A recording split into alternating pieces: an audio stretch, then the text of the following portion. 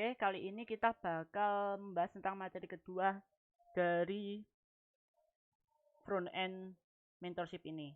Nah, yang pertama kita bakal membahas SDLC atau kita biasanya disebut Software Development Lifecycle. Nah, jadi sebenarnya terkait dengan Software Development Lifecycle itu secara teoritis atau metodologi itu ada banyak banget. Tetapi yang saat ini paling sering digunakan itu ada dua, yaitu waterfall dan agile. Nah, ibaratnya dua ini kasarannya yang saat ini tuh apa ya, istilahnya itu paling umum dikenal. Nah, kita bakal bahas dulu yang pertama itu waterfall ya. Konsep waterfall ini sebenarnya sih simpelnya itu untuk sesuatu yang nggak kompleks atau sebuah metodologi dalam proses pengembangan perangkat lunak di mana prosesnya itu seperti air terjun. Jadi ada step by stepnya. Dari step pertama ada analisis terlebih dahulu, terus nanti ada desain, implementasi, dan lain sebagainya. Nah, ibaratnya ini ya seperti namanya seperti sebuah waterfall. Jadi proses pengembangannya itu eh, tidak bisa acak, tidak bisa melewati salah satu proses. Harus semuanya ini berurutan, harus semuanya ini terjadi. Nah, salah satu contoh metodologi waterfall itu misalkan ketika kita mengerjakan tugas kuliah. Nah, saat misalkan dosen ngasih tahu, tolong teman-teman mahasiswa membuat sebuah website e-commerce. Nah, yang pertama kali kita lakukan pastinya adalah analisis. Analisis apa aja? Analisis kebutuhan web misalkan. Itu butuh apa saja? Perangkat hardware-nya butuh apa saja? Hardware-nya apa aja? Software-nya apa aja? Biayanya berapa? Waktunya berapa? Nah, ini semua bakal didefinisikan pada saat proses analisis. Kenapa? Karena kita udah tahu nanti saat proses analisis ini membutuhkan apa aja. Karena kita tahu e-commerce itu bentuknya seperti apa, model bisnisnya seperti apa, butuhnya itu untuk apa aja. Nah, setelah semuanya ini terjadi, baru kita pada tahap desain. Nah, tahap desain ini juga sama. Karena kita udah tahu e-commerce itu kayak apa, ya kita tinggal cari aja yang contohnya udah ada. Contoh ya kayak Tokopedia, terus Bukalapak, dan lain sebagainya. Nah, karena projectnya itu udah jelas, kita bikin e-commerce. Nah, habis desain ya tinggal implementasi aja. Nah, perlu diketahui kata masuk dari kata desain ini bukan hanya desain UI aja, tapi juga database, flow user, terus database, flow user, arsitekturnya, sitemapnya, dan lain sebagainya. Jadi desainnya ini desain secara umum, bukan desain terkait UI aja, bukan kayak gitu. Nah, setelah desain ini baru selanjutnya adalah implementasi kayak gitu. Nah, implementasi ini ya mengimplementasikan apa yang terjadi di desain. Kalau desainnya ada desain UI, terus ada database, terus ada metasite. Terus metasite itu kayak sitemap dari sebuah situs. Kalau website kan kayak gini. Nah, jadi kita mau paham fitur-fiturnya itu apa aja. Ini ya disebut dengan sitemap.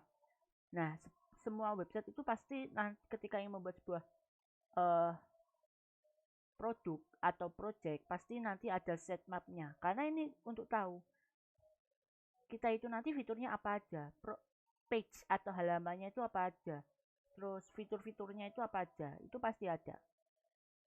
Nah, nanti setelah ada UI database, metaset, terus flow usernya, atau mirip lah sama sitemapnya. Kalau sitemap tadi nggak ada kayak pas di chart error apa yang terjadi, pas pembayaran gagal apa yang terjadi. Nah, itu semua bakal kejawab waktu flow user. Di metaset nggak ada, tapi di flow user ada.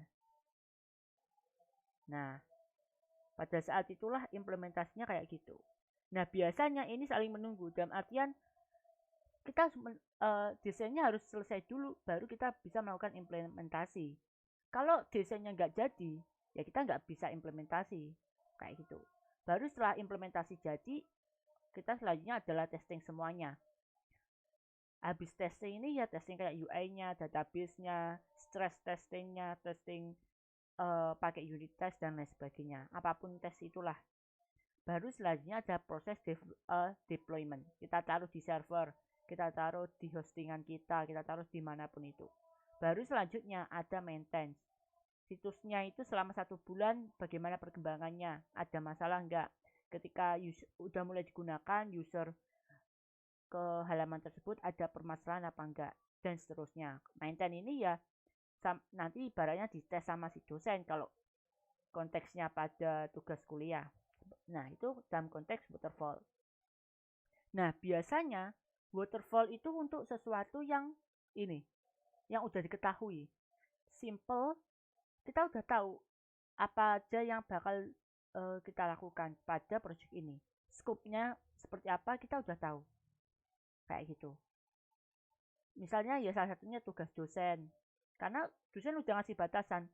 Misalkan mengerjakan bikin website e-commerce. Nah, dosen itu pasti nanti ngasih tahu batasannya apa. Misalkan bisa payment, terus bisa redirect ke IG, bisa redirect ke ini, bisa redirect ke itu, ada pay letternya apa enggak, dan seterusnya.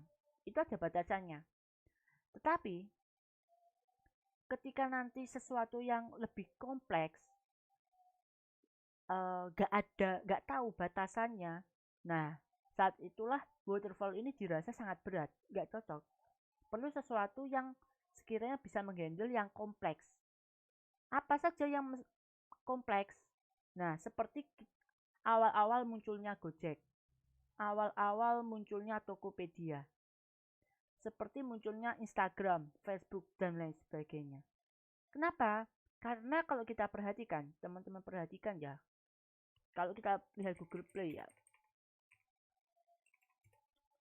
terus kita cek di bagian misalkan nih, Facebook. Nah, kalau teman-teman lihat di sini, nah, dia terakhir diupdate adalah pada tanggal 21 April 2021. Terus ada update. Pertanyaannya apa sih yang diupdate? Kan kayak gitu. Nah, inilah yang dihandle sama metodologi Scrum-nya ini. Kenapa? Karena proses development-nya itu kompleks. Ketika kita membuat sebuah Facebook, kita nggak hanya bicara tentang nanti ada kita bisa bikin status aja, nge-like aja, dan lain sebagainya. Pasti ada fitur-fitur baru. Kita nggak pernah tahu minggu ini kita develop apa, minggu depan nanti develop apa. Walaupun itu sudah ada istilahnya roadmap dari aplikasi tersebut. Nah, tetapi roadmap tersebut bisa berganti-ganti. Berbeda sama yang ini tadi, tugas dosen. Udah ada batasannya, udah kita ngasih tahu batasannya apa. Selain kayak tugas dosen kayak landing page, company profile itu udah ada batasannya. Tetapi untuk produk-produk yang berada di startup kayak Gojek, Facebook dan lain sebagainya itu nggak ada batasannya. Itu sesuatu yang terus berulang-ulang, bakal terjadi terus menerus. Karena apa? Karena kompleks aplikasinya. Misalkan seperti Gojek, dulu awal kan cuma ojek online, tetapi setelah ada ojek online nambah fitur lagi, nambah fitur lagi, nambah fitur lagi, nambah fitur lagi, dan fitur terakhir yang setauku itu ada yang namanya Go Club kalau nggak salah. Nah, ini kan dulu belum ada, tetapi baru muncul ya baru-baru ini. Nah, inilah yang dihandle sama si Scrum-nya ini. Apa yang harus kita lakukan ketika muncul sebuah inisiasi atau produk baru, produk yang belum pernah ada, model bisnisnya berbeda, kayak gitu. Kenapa kok Scrum bisa menghandle kayak gitu? Nah, karena kita lihat dulu Scrum itu seperti apa.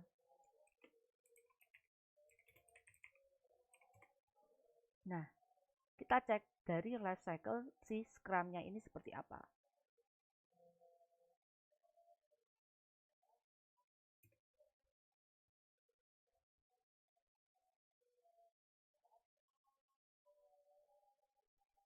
Nah, kurang lebih mungkin seperti ini ya.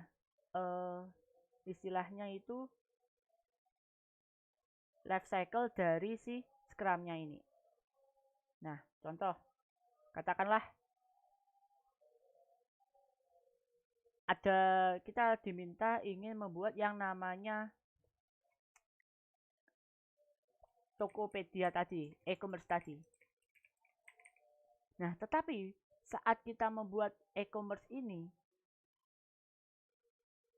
kita sebagai startup itu tahap awal pasti udah punya yang namanya batasan. Ya enggak? Maksudnya kita bikin yang namanya MVP terlebih dahulu. Yang penting jadi keluar ke market, testing, marketnya suka, kita lanjutkan proses pengembangan. Seperti itu. Nah, masalahnya adalah kan nggak mungkin aplikasi yang kita buat, produk startup yang kita buat itu hanya itu aja. Iya kan? Dalam artian fiturnya cuma satu aja. Enggak. Nah, itulah saatnya kita menggunakan Scrum. Nah, pada proses awalnya, pada sprint backlog atau produk backlog, itu kita menuliskan kira-kira fitur apa saja sih yang bakal kita lakukan. Kayak gitu. Misalkan e-commerce tersebut bisa login, bisa katalog, bisa mendaftarkan user, terus ada blognya dan lain sebagainya. Nah, itu semua nanti bakal ditulis pada sprint produk pada backlog ini. Nah, ketika semuanya udah ditulis, itu nanti bakal masuk ke tahap game atau istilah pada tahap life cycle pengembangan produk. Nah, dari backlog item ini tadi, itu nanti bakal dipecah lagi menjadi yang namanya sprint backlog. Sesuatu yang bakal dikerjakan setiap 1-2 minggu. Misalkan kita ada katakanlah 30 backlog. Nah, dari 30 backlog itu kita bagi menjadi 10 sprint backlog. Berarti setiap 10 sprint backlog ini nanti bakal kita bagi menjadi 10 sprint backlog. Otomatis proses pengerjaannya kurang lebih ada 3 kali sprint. Kenapa 3 kali sprint? 1 kali sprint itu mengerjakan 10 sprint backlog.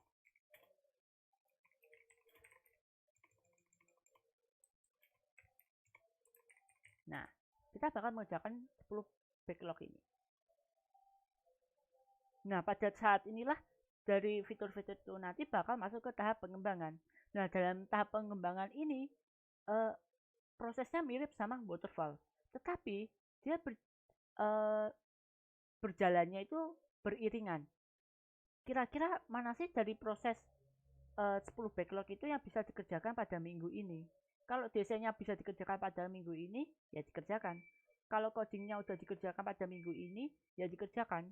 Bisa jadi codingnya itu nggak langsung dikerjakan, tetapi kayak bikin starternya, kayak bikin style guide-nya, misalkan style guide di kode, atau mungkin memilih teknologinya pakai apa, setup boilerplate, atau istilahnya teknologi-teknologi yang nantinya bakal dikerjakan pada proses Scrum-nya ini. Seperti itu. Nah, pada tahap inilah ada proses development, terus nanti ada review-nya, terus nanti ada sprint review, dan lain sebagainya. Nah, proses inilah yang nantinya bakal dilaksanakan setiap kurang lebih dalam satu sprint ada 1-2 minggu, tergantung nanti kesepakatannya seperti apa. Nah, ketika satu sprint selesai, itu nanti muncullah sebuah produk, hasil iterasi. Misalkan e-commerce versi 1, 0.1, atau bisa misalkan e-commerce versi alpha 1.0. Nah, ini pada sprint pertama. Kalau pada sprint kedua, nah otomatis ya ini nanti berubah jadi kayak gini. Nah, pada sprint ketiga, nah ini nanti ada perubahan seperti ini. Jadi ada perkembangan. Istilahnya nyicil fitur-fiturnya apa saja yang bakal dihasilkan, sehingga nanti hasil akhirnya adalah produk berupa yang namanya nanti adalah MVP untuk bisa diselesaikan pada market. Nah, itulah kenapa setelah MVP selesai, apakah proses development selesai? Enggak. Orang-orang balik lagi. Setelah MVP selesai, balik lagi ke yang namanya produk backlog ini. Dari MVP ini nanti dapat review. Kira-kira yang perlu diperbaiki yang mana? Penambahan fiturnya itu yang mana? Nah, itulah kenapa Facebook itu setiap minggu itu mengadakan update. Karena ada iterasinya di situ, ada perbaikan-perbaikannya. Misalkan hari ini fitur A ada yang rusak, minggu depan nanti diperbaiki. Ketika minggu ini fitur C nggak ada yang rusak, bisa jadi minggu depan mengerjakan fitur D, dan seterusnya. Karena apa? Batasannya itu nggak tahu. Facebook itu nanti kira-kira batasannya atau fitur-fitur yang muncul itu nanti apa aja, itu nggak tahu, nggak ada yang tahu. Kayak gitu. Jadi bener-bener banyak resikonya kayak gitu. Nah, itulah kenapa kita pakai yang namanya Scrum ini. Kayak gitu. Dan Scrum itu punya istilahnya itu manifesto. Agile Manifesto. Nah, jadi ada prinsipnya. Istilahnya 4 ini. Individual and interaksi daripada proses dan tools. Working dengan software daripada komprehensif dokumentasi. Kolaborasi daripada negosiasi. Respond to change over following plan.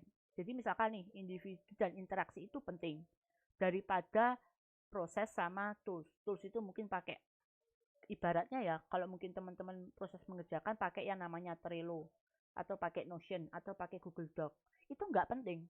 Yang penting di sini adalah masing-masing individu, tim yang teman-teman buat itu komunikasinya.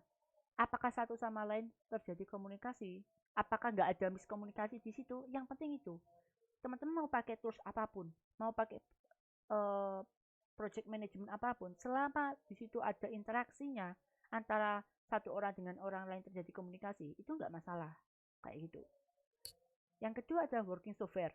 Jadi bekerja dengan perangkat lunak tersebut lebih baik daripada teman-teman mendokumentasikannya. Misalkan mendokumentasikan minggu ini mengerjakan A, B, C, D. Terus minggu depan didokumentasikan, difoto, ditulis dalam buku dan lain sebagainya. Itu nggak begitu penting. Lebih penting kita fokus pada aplikasi yang sedang dibangun ini. Kayak gitu. Dan customer kolaborasi daripada kontrak. Maksudnya customer kolaborasi itu sekarang ibaratnya ada UI UX. Nah, disitulah customer ikut masuk dalam proses kolaborasi. Kita tanyakan, mereka butuhnya apa, P-nya apa, G-nya apa, atau kira-kira apakah produk yang kita buat ini nanti sesuai sama pasar apa enggak, ya dari kita wawancara bersama dengan customer. Kayak gitu, daripada kontrak. Kontrak itu biasanya kita perlu di awal misalkan bikin aplikasi e-commerce. Ternyata ketika kita wawancara sama customer, ternyata customer gak begitu butuh yang namanya e-commerce. Nah, bisa jadi kita lebih mengganti ke model bisnisnya. Bukan menyesuaikan dengan menjadi e-commerce, tapi menyesuaikan dengan kebutuhan customernya. Atau istilahnya startup itu biasanya pivot. Nah, ini pivot. Jadi ternyata dia berpindah strategi bisnisnya. Kenapa? Ya karena bisa jadi disebabkan karena customer kolaborasi ini. Ternyata customer nggak butuh kayak gitu. Daripada perusahaannya dibubarkan, ya mending lebih baik pivot bisnis saja. Terus responding to change. Nah, salah satu responding to change itu ya tadi pivot itu tadi, daripada mengikuti plan. Mirip dengan yang customer kolaborasi. Kalau di awal misalkan plan pertamanya minggu ini mendevelop fitur A. Nah, ternyata fitur A itu pada minggu pertama impossible untuk di-develop. Ya udah, kita ngikuti aja apa yang bisa dikerjakan pada minggu ini. Kayak gitu. Jadi nggak kaku. Beda dengan yang namanya waterfall ini. Waterfall ini kaku. Kalau waterfall ini istilahnya pokoknya. Apapun yang terjadi. Harus kayak gini. Seperti itu. Nah, lantas kapan kita pakai waterfall, kapan kita pakai scrum? Itu tergantung project yang kita kerjakan. Kalau projectnya itu simple, udah tahu batasannya apa, pakai yang namanya waterfall. Kenapa? Karena ini penting ketika nanti kita kayak misalkan jadi freelance atau kita jadi karyawan di sebuah perusahaan, kita ditanyain, bikin landing page, bikin company profile, bikin e-commerce. Nah, kita tanya batasan-batasannya itu apa? Kenapa? Supaya kita projectnya itu lebih lebih tertata, lebih tahu batasannya itu apa. Sehingga project yang dibuat itu nggak membengkak. Istilahnya awalnya minta landing page, ternyata karena nggak ada batasnya jadi company profile, jadi seperti blog dan lain sebagainya. Padahal landing page itu batasannya itu cuma satu halaman, isinya biodata dari sebuah produk, seperti itu. Itu ya terkait dengan SDLC. Nah, lalu pada tahap selanjutnya adalah SCSS. Nah, teman-teman kemarin kenal yang namanya CSS kan ya, atau styling untuk bisa ngasih tampilan pada HTML. Nah, ada yang namanya teknologi yang namanya SAS. SAS itu apa? Sebuah salah satu cara kita adalah menuliskan CSS. Kalau CSS itu kan extensionnya .css. Nah, kalau SAS extensionnya itu ada .sass. Nah, seperti itu. Contohnya kayak gini.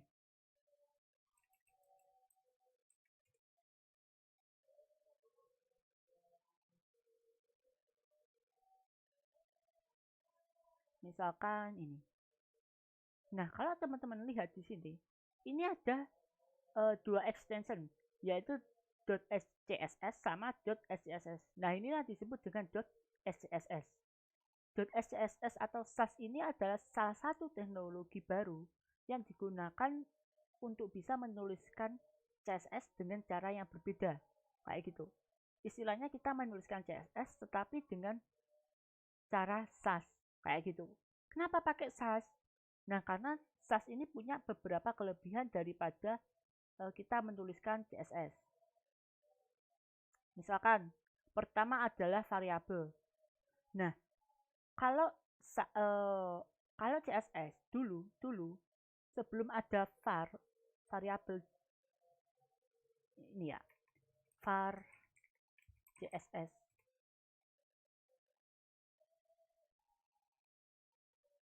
Nah, ini sebelum ada var CSS function ini, dan ini var CSS function ini baru muncul ketika tahun 2016. Nah, sebelum tahun 2016, orang-orang kan perlu yang namanya variabel. Perlu orang-orang menyimpan yang namanya nanti untuk menyimpan warna, menyimpan font, dan lain sebagainya. Nah, mereka pakai yang namanya SCSS ini. Dan cara penulisannya pun mudah, cukup pakai $, nama variabel, dan propertiesnya. Nah, nanti tinggal pada body font, itu tinggal manggil aja. Misalkan font 100% $font stack. Nah, itu nanti hasilnya seperti ini. Font stack ini bakal memanggil ke Helvetica Sans Serif ini. Itu yang pertama. Yang kedua adalah nesting. Nah, misalkan kita pengen buat sebuah menu navigasi. Ya kan? Biasanya kalau kita menuliskan menu navigasi, itu kan pasti kita perlu yang namanya elemen baru ininya, propertiesnya. Nah, kalau kita pakai SCSS, kita bisa melakukan nesting. Jadi daripada kita menuliskan nav ul, terus nav li, terus nav a, nah kita bisa melakukan nesting pada SCSS. Jadi semua elemen yang dibungkus dengan nav, kita bisa dituliskan CSS-nya di dalam nav tersebut. Misalnya kayak gini.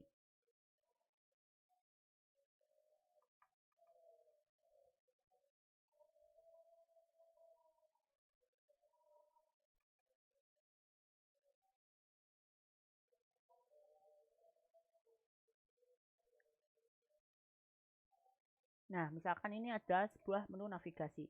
Terus biasanya kan pada menu navigasi itu kan ada istilahnya kayak ini. Menu-menunya ULLI, menu 1, terus menu-menu lainnya ini. Nah, kita kan pengen nih tiba-tiba ingin untuk memilih menu LI ini. Kalau menggunakan menu CSS biasa,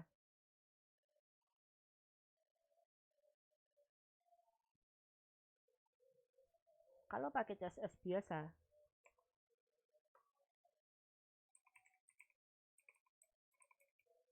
itu kan harus kayak gini, nav li, baru misalkan colornya apa, black misalkan, Terus atau nanti untuk menulis nav, di dalam nav misalkan ada button, nah harus pakai kayak gini dan seterusnya. Nah ini kan ada perulangan di sini. Nah kita bisa menuliskan dengan cara nested atau dalam penulisan SCSS-nya. Nah jadi daripada kita tulis kayak gini, nav li, nav button, nah kita bisa pakai yang nama SCSS ini. Nah kita bisa tuliskan misalkan nih nav terus di dalam nav misalkan ada li. Nah kita tuliskan di sini.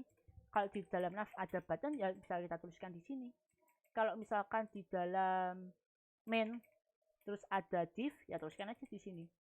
Nah ini enggak terkecuali elemen aja tapi juga nama-nama kelas. Jadi misalkan nih kita punya index.html kayak gini.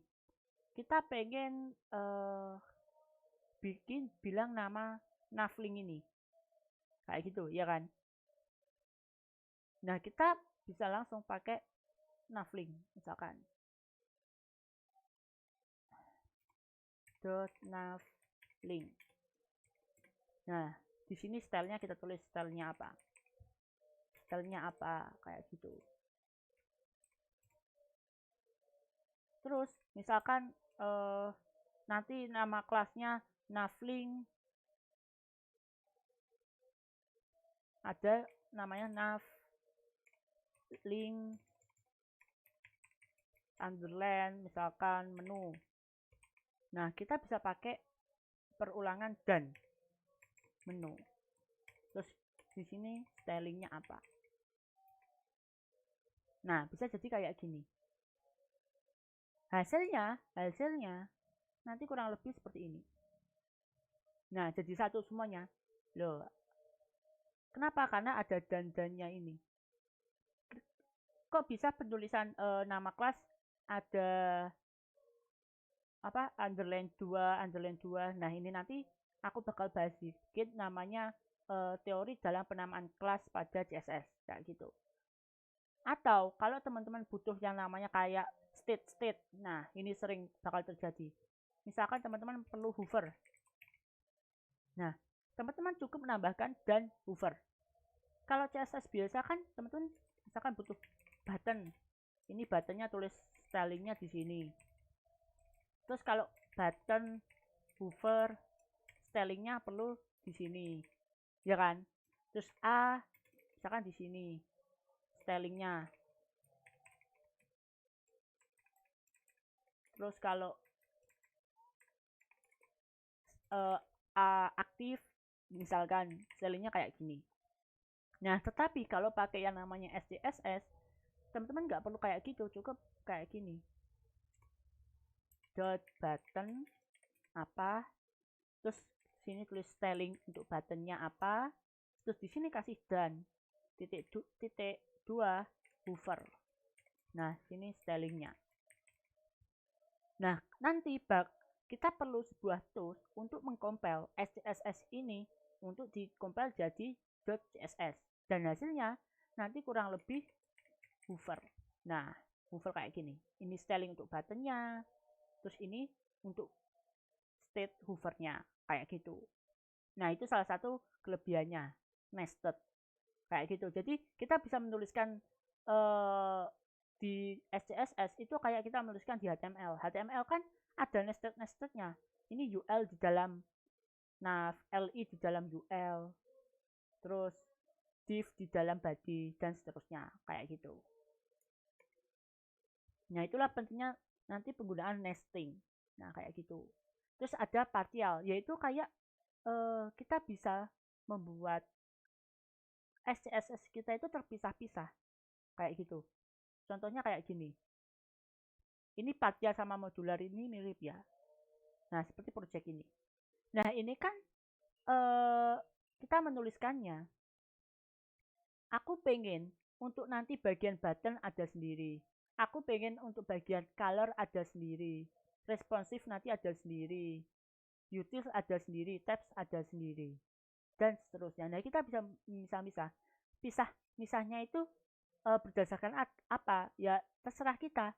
Entah aku memisahkannya berdasarkan komponennya, misalkan button, navigasi, color, responsif, atau berdasarkan halaman, misalkan halaman home. Ini nanti untuk style home, ini nanti untuk style yang namanya about, dan seterusnya. Itu bisa. Dan nanti semuanya bakal diimport. Nah, kita perlu import kayak gini. Add import colors, add import type, add import response, add import button, add import UTIS.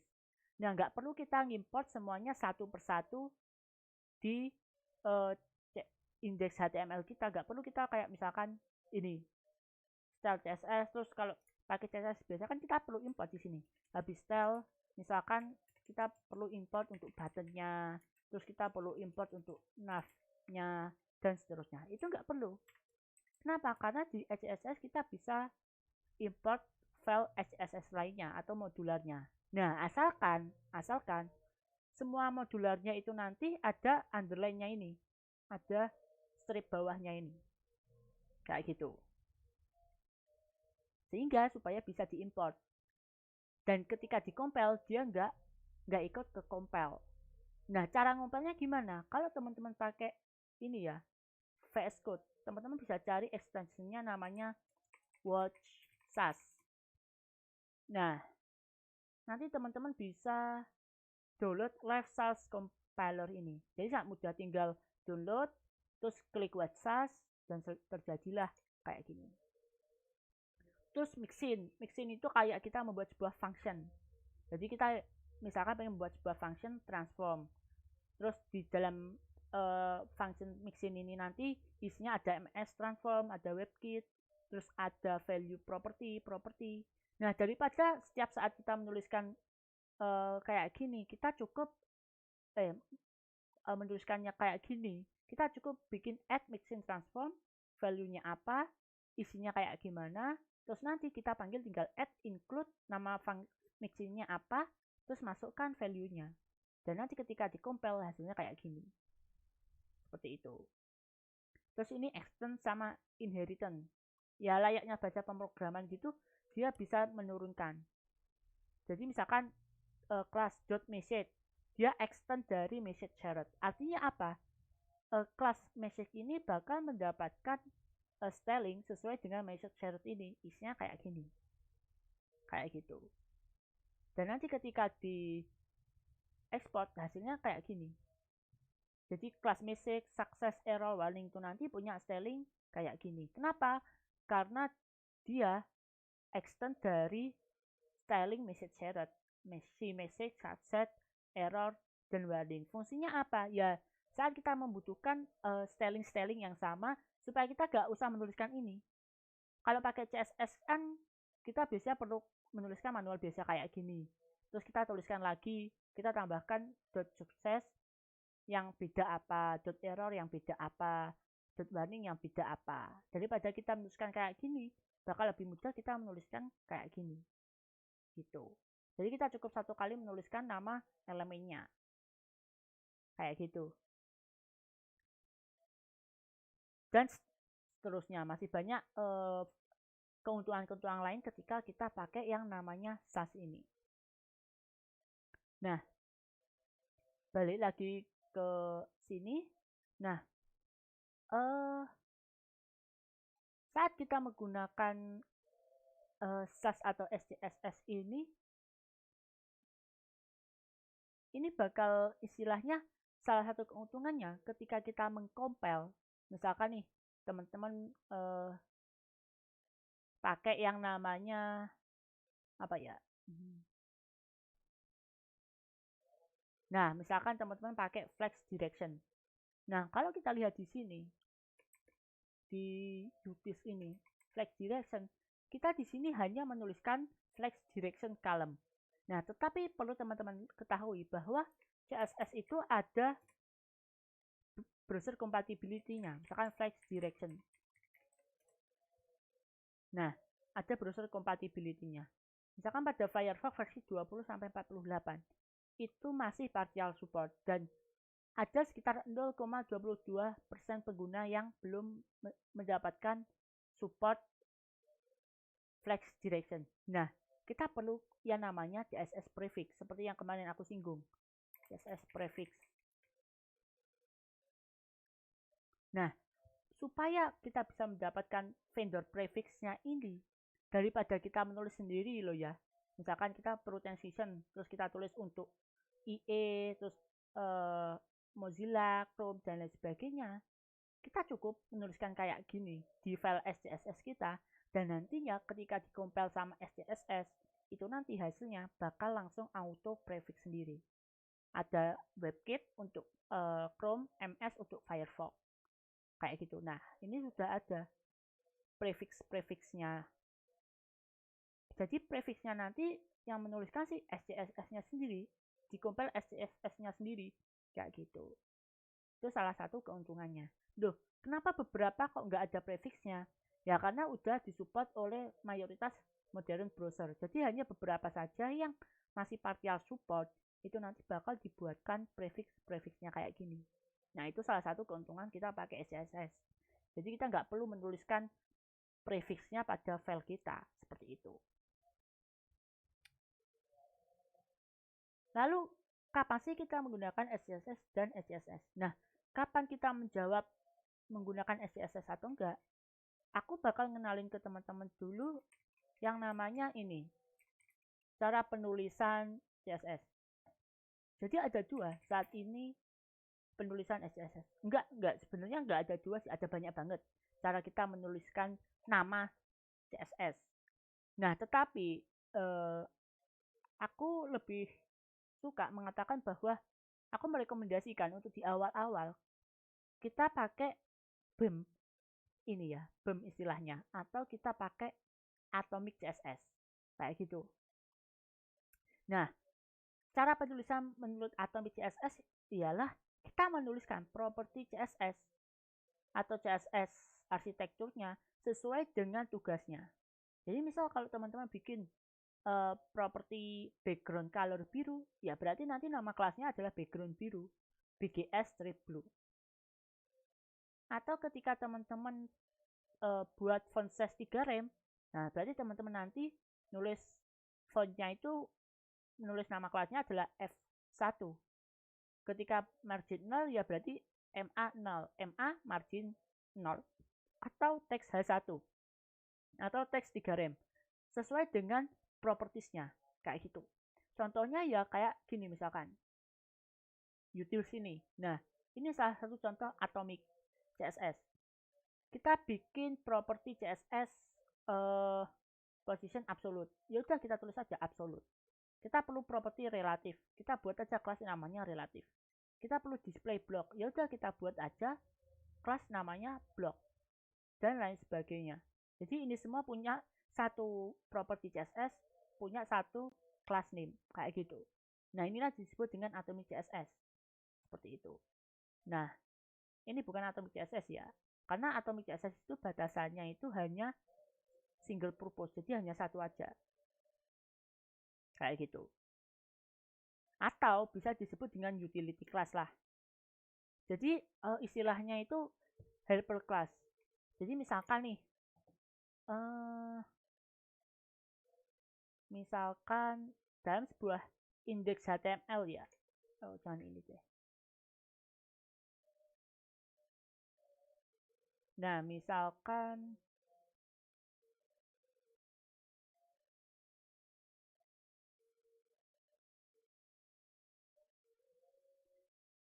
dalam halaman Quora ini.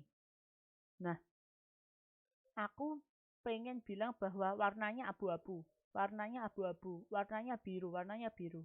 Nah, daripada aku menuliskan di setiap properti-propertiesnya warnanya adalah abu-abu, misalkan aku taruh sini warna abu-abu, terus misalkan di sini ada warna abu-abu, terus misalkan aku di sini pengen warna abu-abu. Nah, daripada aku menuliskan color gray, color gray, color gray pada setiap kelas, nah lebih baik aku bikin aja kelas color gray. Dan kelas tersebut bisa aku panggil ke setiap elemen-elemen ini. Atau kita bisa katakan penggunaan ulang properti CSS tersebut. Nah, contohnya kalau teman-teman lihat di sini, aku sering pakai yang namanya display flags. Nah, ini ada kelas flags. Nah, ada class flag. Nah, daripada aku menuliskan display flag pada elemen BG image atau menuliskan pada logo atau menuliskan pada logo form atau menuliskan pada model Quora footer, ya lebih baik aku bikin aja atomic CSS atau utility class yang namanya display flags. Jadi ketika aku butuh display flag, aku tinggal panggil aja, tuliskan di HTML ini kata flags kayak gitu. Kenapa? Karena kalau kita nggak pakai helper class itu nanti bakal riwah. Riwahnya kenapa? Jadi misalkan aku menuliskan di sini nav, terus di sini aku tuliskan display flags, terus aku juga nanti setelah navbar, sidebar atau dan lain sebagainya. Sidebar. Ini untuk sidebar ada display nav. Terus ini ada main. Nanti terus misalkan ini ada footer. Di sini ada header. Terus di sini ada katakanlah button. Terus nanti di sini ada katakanlah paragraf. Nah, daripada aku bikin kayak gini dan ini cuma masalah display aja. Itu belum properti-properti CSS yang lain, ya kan? Karena properti CSS itu pasti banyak yang teman-teman pakai lagi. Contoh, ya kayak color lah biasanya. Teman-teman perlu color hitam atau color putih dan lain sebagainya. Nah, daripada teman-teman menuliskan kayak gini, dan ini kurang lebih kita membutuhkan sekitar 23 baris kode. Nah, lebih baik kita pakai utility class tadi. Kita bikin flags di sini, terus display flags. Nah, kita menuliskan di sini, terus kita panggil flags tersebut pada komponen nav, sidebar, main, footer, header, button, dan p di menu HTML kita. Kayak gitu. Kita tinggal tambahkan misalkan di flag sini, kita tambahkan di flag sini, tambahkan flag sini, tambahkan flag sini, tambahkan semuanya yang kita perlukan. Sehingga hasilnya daripada kita menuliskan berapa sampai 23 tadi, kita bisa menghemat dari 23 ke 3 kode aja. Kayak gitu. Kenapa? Karena CSS itu nanti semakin besar kode yang ditulis pada CSS, semakin besar pula size dari CSS tersebut. Seperti itu. Dan ini benar-benar menghemat untuk kelas-kelas helper atau kelas-kelas yang nantinya sering kita gunakan. Seperti itu. Nah, makanya muncul yang namanya Atomic CSS ini. Nah, selain Atomic CSS, nah beberapa framework yang menggunakan Atomic CSS misalnya kayak ini, Tailwind. Nah, mungkin teman-teman udah pernah tahu Tailwind ya. Nah, kalau kita lihat colors-nya, nah ini nama kelas-kelasnya Indigo 50, Indigo 200 dan seterusnya. Atau pakai ini deh, Z-index. Nah, nama kelasnya Z0, propertinya ini, Z20, Z30 dan seterusnya, kayak gitu. Terus ini ada overflow-nya juga dan seterusnya. Intinya adalah dia adalah single purpose atomic CSS. Satu properti untuk satu kelas, seperti itu. Nah, yang kedua ada yang namanya BEM. Singkatan dari apa? Block Element Modifier. Ini metodologi yang digunakan ketika kita memberikan nama sesuai dengan elemen tersebut. Berangkat dari blok, elemen, sama modifier. Misalkan kita ingin membuat sebuah elemen button. Ya udah, berarti nanti namanya ada .btn. Kita ingin membuat elemen, nah button ini disebut dengan bloknya ya. Terus tiba-tiba dari blok button itu tadi punya fungsi atau purpose yang berbeda. Misalkan button price, button checkout, dan button logout, button login. Nah, kita bisa menuliskan. Yang pertama adalah nama bloknya. Kita tulis di sini bloknya itu adalah button. Yang kedua adalah nama elemennya. Itu masuk elemen apa? Masuk elemen price, masuk elemen login, masuk elemen apa? Nah, habis itu maka ditulis btn underline price. Kayak gitu. Contohnya kalau di Quora Indo ini misalkan. Nah, aku pengen bikin modal. Ya udah aku bikin yang namanya modal strip Quora. Ini adalah blok, ya kan? Nah, yang kedua, setelah itu aku pengen bikin elemennya. Pastikan di sebuah modal itu ada yang namanya body dan ada yang namanya footer. Terus kira-kira apa nama yang cocok?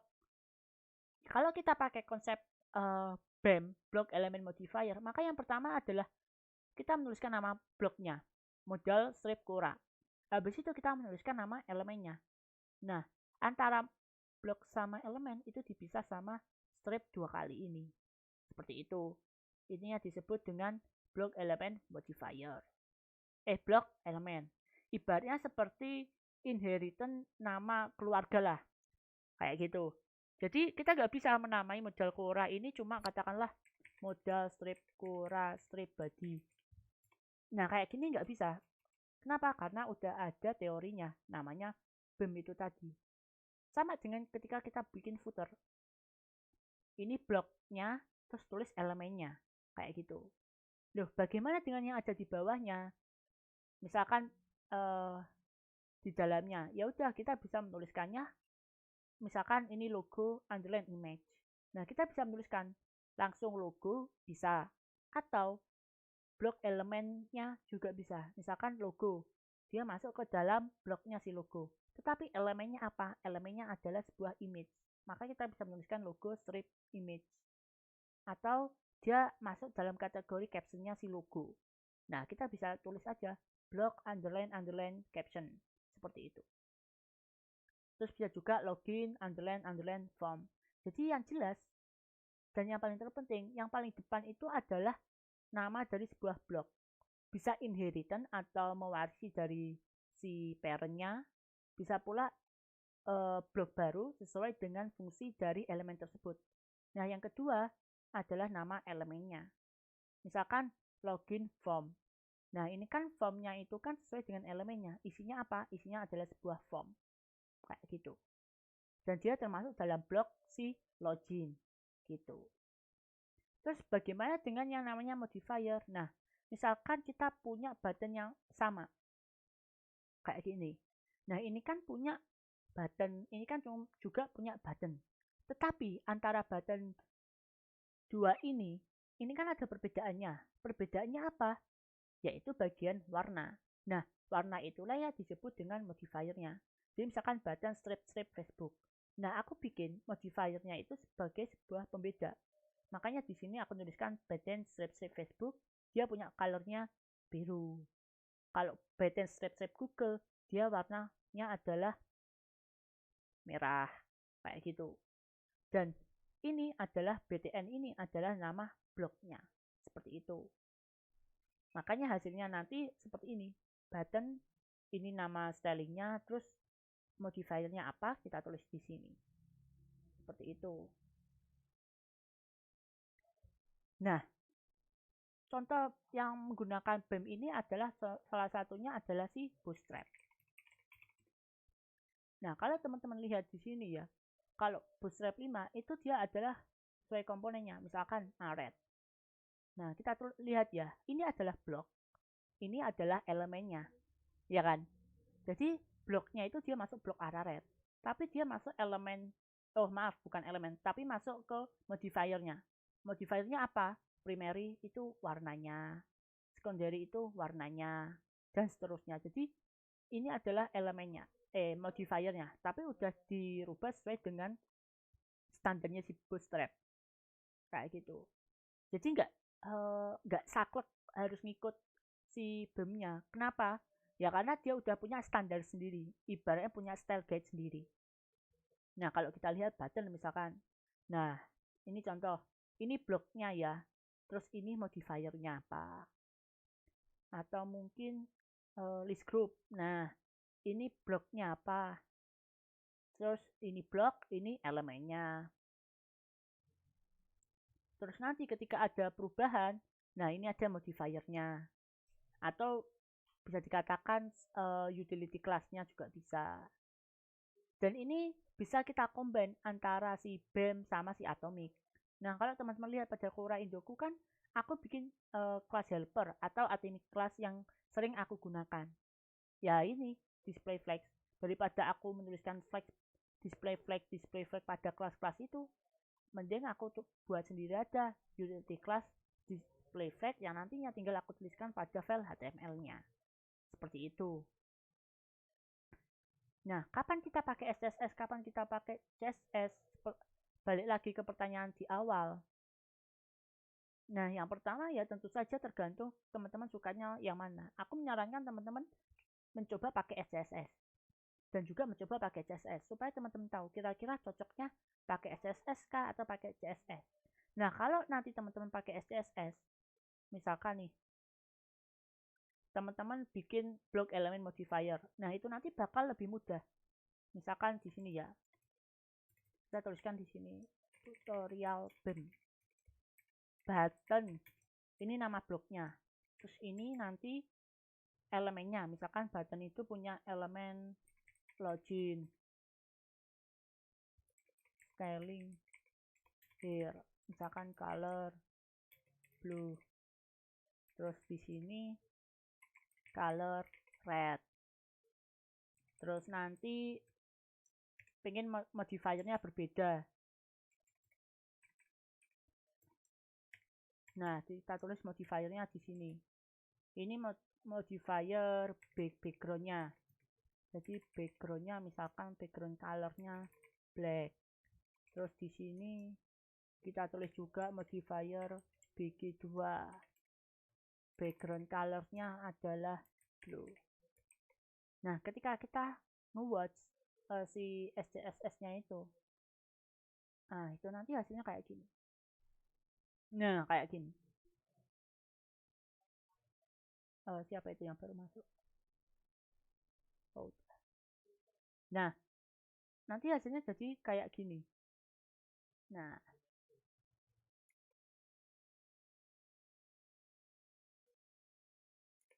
nanti hasilnya jadi kayak gini, ya kan? Lebih mudah ketika nanti teman-teman pakai SCSS dan dikombin sama si SAS-nya ini. Teman-teman cukup nulis kayak gini, nggak perlu teman-teman nulis button, terus nanti button underline login, button underline login, BG, button underline login, BG strip 2. Panjang memang, kalau pakai CSS biasa terus terapin BEM, ketika nulis nama kelasnya cukup panjang. Tetapi ketika pakai SCSS, kita cukup tuliskan button, terus tuliskan dan. Karena ini bergabungan antara nested itu tadi, bakal lebih enak. Kayak gitu. Seperti itu. Nah, lalu terkait dengan style guide. Nah, ini ketika hand off dari desain ke front end. Nah, teman-teman bisa nanti melihatlah di YouTubeku, aku ngebahas full istilahnya lebih dalam terkait dengan hand off dari desain ke pemrogram itu di sini. Kurang lebih sekitar ya 1 jaman lah. Nah, ini yang perlu diperhatikan saat kita hand off dari desain ke dalam front end. Nah, yang pertama itu kan terkait dengan style guide ya. Nah, teman-teman bisa cek di Figma. Nanti designer project style guide. Cari aja di Figma community, nanti udah ada. Ini ya nanti Figma project style guide. Nah, isinya ya style guide ini. Nah, inilah yang nanti bakal teman-teman dapatkan ketika teman-teman melakukan project industri real atau istilahnya industri sebenarnya. Ada tipografi, ada color, dan mungkin aja style guide-nya nggak cuma color sama tipografi, ada grid, ada brand, dan lain sebagainya. Tergantung nanti project yang bakal teman-teman pakai. Tetapi yang jelas, style guide itu nanti minimal harus ada yang namanya tipografi, ada yang namanya juga color. Nah, ketika nanti teman-teman mendapatkan tugas dari front end ini, teman-teman kan nanti bakal download dari front end mentor kan ya. Bahkan dulu dari front end mentor kan ya, dari sini frontendmentor.io. Nah, teman-teman minimal nanti dapatnya kayak gini style guide-nya. Nah, ini minimal, paling minimal. Color yang dipakai apa, terus desainnya itu nanti ukurannya berapa, font size-nya ukurannya apa, font family-nya ukurannya apa, kayak gitu. Ini ya paling minimalnya, seperti itu.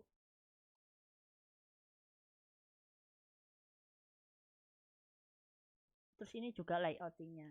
Jadi ya sebagai front end kita nggak bisa langsung ngoding tanpa bikin style guide-nya. Karena apa? Kita nggak tahu nanti warnanya bakal dipakai apa. Kalau kita tahu kayak gini kan, nah kita bisa pakai nanti yang namanya utilities ini. Bukan utilities, bikin underline color sendiri. Kita bisa bikin kalau teman-teman pakai yang namanya SCSS, teman-teman bisa pakai variabel di SCSS, dark violet, gray is blue, very violet, dan lain sebagainya, sesuai dengan nama dari style guide-nya. Kalau pakai SCSS ya berarti nanti teman-teman tinggal gini aja. Ini misalkan root, tinggal gini blue berapa, terus colornya di sini. Terus ini misalkan violet, terus warna violetnya berapa, misalkan 4545 dan seterusnya. Hal ini sama juga dengan bisa pakai font, misalkan font sans serif. Nah, bisa di sini ditulis open sans, terus nanti sini sans serif. Nah, kayak gini juga bisa gitu. Nah, fungsinya style guide salah satunya ya buat menyimpan variabel-variabel ini. Setelah kita tahu, oh ternyata nanti hiddennya pakai font family ini, weight-nya sekian. Kalau body font family-nya ini, weight-nya sekian. Ikonnya bisa didapat dari font Awisom, ikon mon, ikon-ikon, dan lain sebagainya. Minimal inilah yang nantinya bakal teman-teman pakai. Seperti itu. Nah, lalu ada konsep slicing satu dimensi. Oke. Jadi, ketika kita proses slicing, itu ada prosesnya, teman-teman. Contohnya ini ya. Sebuah jangan ini. Seperti biasa.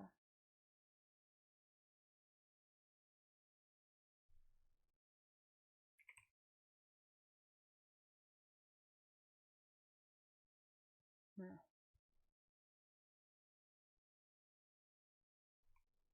aku ingin menanamkan pikiran pada teman-teman konsep seorang front end developer. Misalkan kayak gini.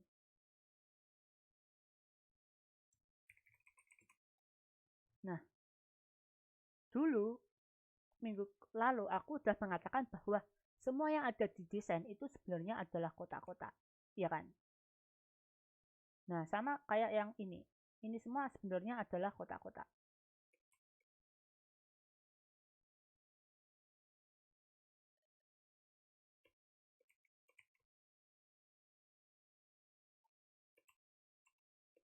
Nah, ini semua adalah kotak-kotak.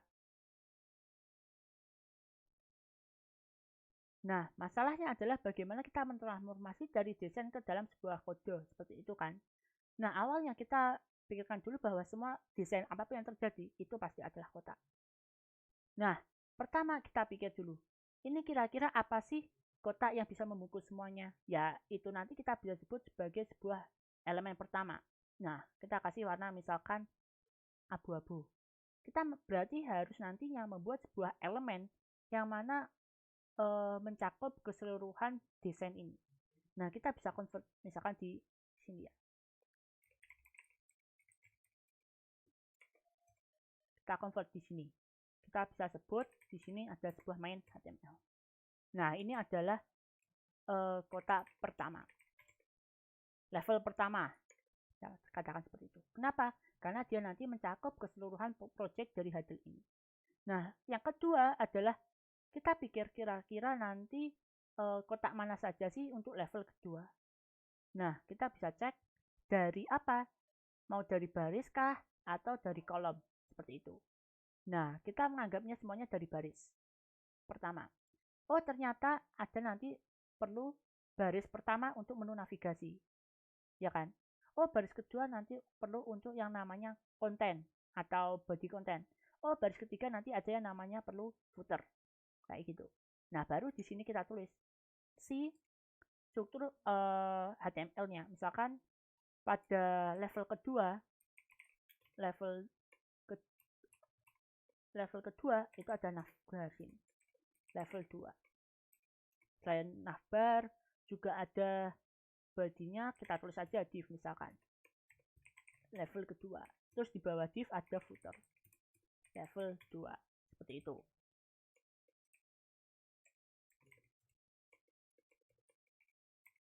Nah, kayak gini. Terus kita cek lagi. Di level kedua ini, di menu navigasi ini, kira-kira kotak apa lagi yang bisa kita buat? Oh, ternyata kotak di dalam header-nya ini.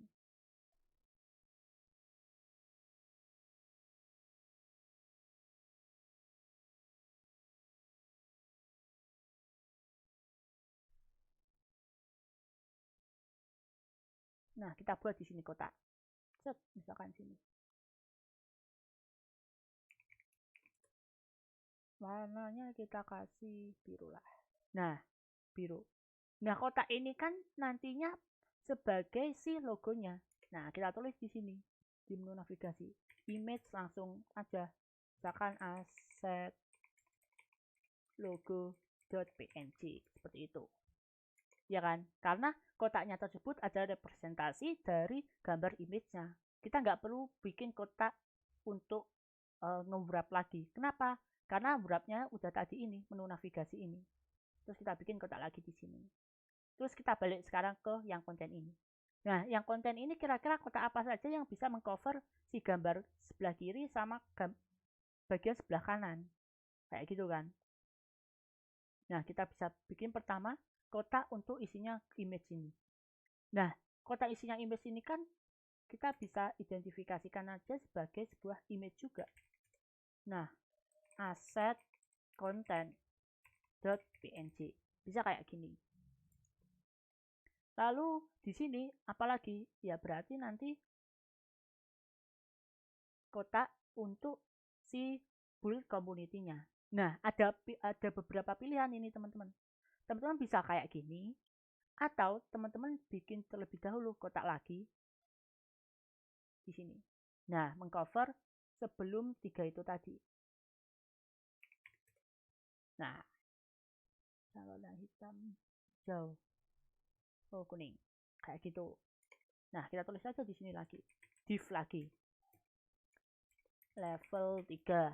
Nah, di div level 3 ini tadi kan baru kita tulis di sini ada kotak 1, kotak 2, kotak 3. Tetapi kan di antara kotak 1, 2, 3 ini kan bukan lagi bisa berupa kotak, tapi bisa berupa apa? Header, paragraf, sama button. Jadi di sini aja headernya. Terus nanti di sini ada paragraf. Terus di sini nanti ada si button. Kayak gitu. Nah, terus balik ke yang bawah ini. Ini kan ada footernya. Nah, ini ada ikon-ikonnya. Ya udah kita bikin untuk 3 ikon ini. Berarti di bawah footer ini, nah kita bisa bikin lagi nih sebenarnya div untuk satu kotak ini.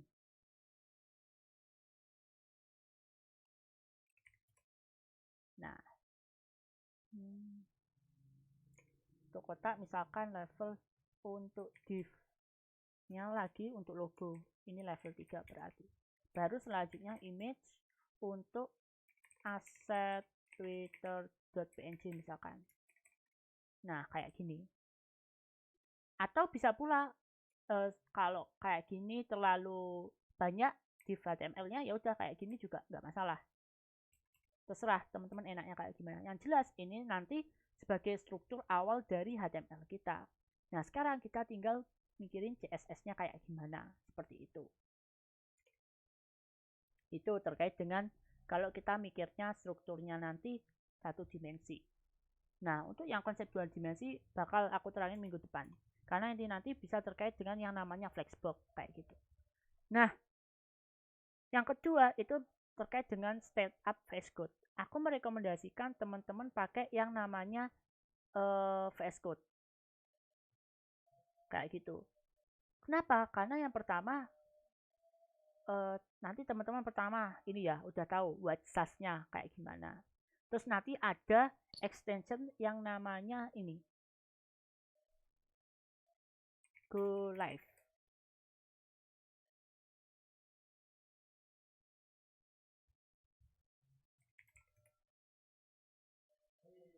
Nah, live server ini fungsinya apa? Ketika kita bikin HTML, kita cukup klik kanan, open with server. Ketika open with server, dia bakal bikin server baru di sini. Nah, enaknya adalah ketika di sini misalkan ada perubahan ya, aku bikin perubahan kayak gini, terus aku simpen. Kita nggak perlu refresh ini untuk bisa melihat perubahan. Refreshnya otomatis akan dilakukan oleh si VS Code-nya. Seperti itu yang pertama. Selain itu, ada banyak extension yang lain. Contohnya Emmet. Emmet itu default bawaan dari VS Code-nya ini. Fungsinya apa? Supaya lebih cepat ketika kita menuliskan sebuah kode HTML. Contohnya kayak gini. Kalau aku hapus. Kalau kita pakai HTML biasa, kita menuliskan di sini HTML biasa dan lain sebagainya. Kalau teman pakai Emmet, cukup tanda seru, enter, selesai. Teman-teman butuh kelas baru. Oke, kita bikin kelas. Misalnya kelas button. Ketika kita enter, bikin kelas baru, ID baru, enter, udah ID baru. Atau kelas button.makan.nasi, enter, kelasnya kayak gini. Button, terus di dalam button ada div, terus di dalam div nanti ada kelas makan, ya udah. Nah, hasilnya kayak gini. Jadi cepat teman-teman bikin HTML-nya. Nah, shortcut-shortcutnya bisa teman-teman cari aja nanti di Google, shortcut untuk MS-nya. Selain itu ya pertama temanya. Terus nanti ada beberapa terus extension yang bisa teman-teman cari di sini. Nah, itu nanti bakal udah aku share videonya, extensionnya bisa teman-teman gunakan. Nah, yang paling penting salah satunya auto plus tag. Jadi misalkan teman-teman bikin span, ketika aku klik kurung tutup, nah otomatis bakal muncul span versi yang close tag kayak gitu. Jadi teman-teman nggak perlu bikin div, terus habis bikin div bikin div untuk kurung tutup. Nah, kelamaan, kita perlu cepat, makanya kita perlu cukup nuliskan istilahnya div, terus nanti ketika p, nah karena waktu adalah uang kayak gitu kasarnya. Terus ada juga bracket pair color. Jadi misalkan teman-teman bikin nanti ya ketika JavaScript atau pakai bahasa pemrograman apapun, ketika teman-teman bikin function terus ada kurung kurawal gini, itu ada warnanya teman-teman. Nah, ini warnanya beda. Ini warnanya beda. Ini warnanya beda. Fungsinya apa? Supaya teman-teman tahu atau menghindari kurung kurawal nanti salah. Jadi ketika nanti ini salah satu hilang, loh warnanya jadi beda. Kayak gitu. Dan nanti dikasih tahu juga ketika ada masalah di sini. Problemnya apa. Terus ini juga ada terminalnya. Enak jadinya. Terus kita bisa sinkron sama Git. Nah, jadi cukup nanti tuliskan commit-nya apa. Terus bisa ditulis misalkan commit min m, commit nama pesan commit-nya, terus klik centang, tinggal upload seperti itu. Dan masih banyak hal lainnya, tinggal lihat teman-teman setup aja. Dan ini salah satu setup VS Code-ku yang sampai sekarang itu masih aku pakai kayak gitu sih. Terus ada juga Prettier-nya, jadi teman-teman bisa install Prettier. Fungsinya apa Prettier? Misalkan kayak gini. Nah, misalkan halaman HTML kita mepet seperti ini ya. Ini kan jelek, nggak susah untuk kita baca. Mana div untuk ini, mana div untuk itu. Nah, kalau teman-teman mengaktifkan Prettier, dan itu bisa dikonfig di sini ya. Open your setting, save. Nah, format on save. Ketika format on save-nya ini diaktifkan, ketika aku simpan, set. Nah, bakal tertata rapi kayak gini. Fungsinya apa? Ya nanti ketika div header-nya ini kepanjangan, aku bisa close header-nya gini, close section-nya gini, close section-nya gini, close section-nya gini. Footer-nya aku tutup gini. Seperti itu. Enak lah. Jadi teman-teman nggak usah ngetap gini, ngetap sendiri, atau mungkin gini-ginian. Nah, nggak usah. Cukup simpen, itu nanti bakal auto sendiri. Itu salah satunya. Oke, itu aja terkait materi tambahannya. Dari teman-teman ada yang ingin ditanyakan?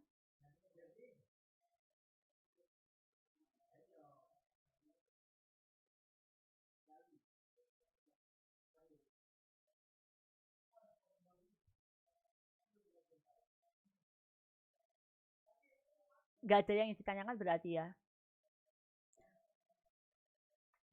Iya?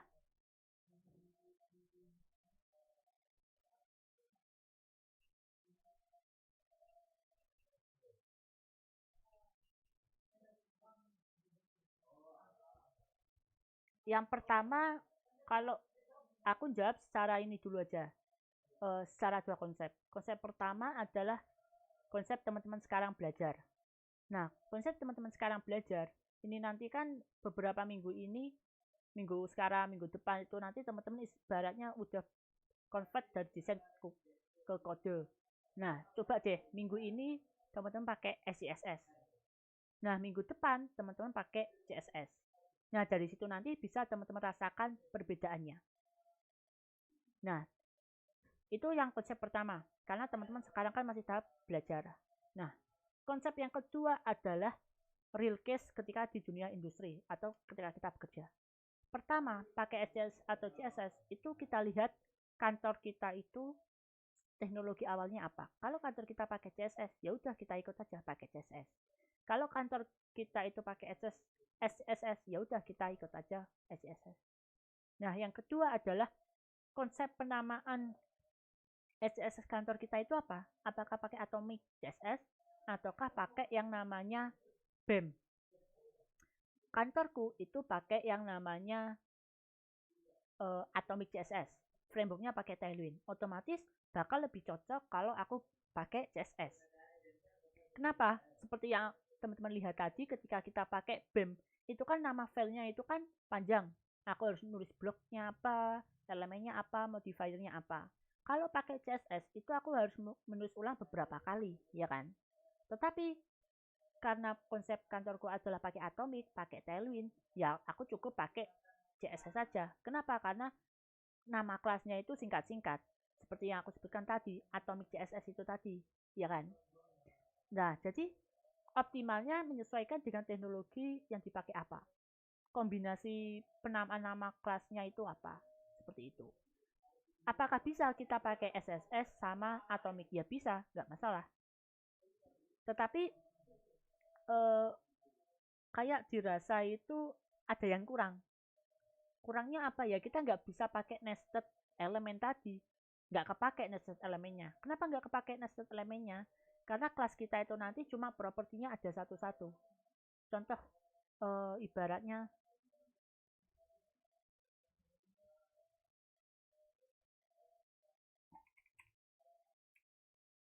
nah ini aku pakai Tailwind. Kalau teman-teman pakai uh, Atomic CSS, itu nggak ada nested-nestednya. Nanti nama kelasnya bakal panjang kayak gini. Nah, kenapa? Karena CSS-nya itu ya cuma satu baris gini, satu baris, satu baris, satu baris ini. Kalau konsepnya kayak gitu ya enak pakai CSS. Kalau pakai SCSS terlalu overpower kayak gitu. Dan kalau pakai Tailwind itu nanti udah ada auto prefixnya. Ada pluginnya sendiri auto prefix.